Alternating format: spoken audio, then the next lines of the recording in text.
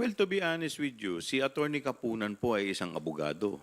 So dapat i-separate po natin yung kanyang trabaho dito po kay Atong Ang dahil ang ginagampanan po niya doon ay trabaho niya bilang isang abogada.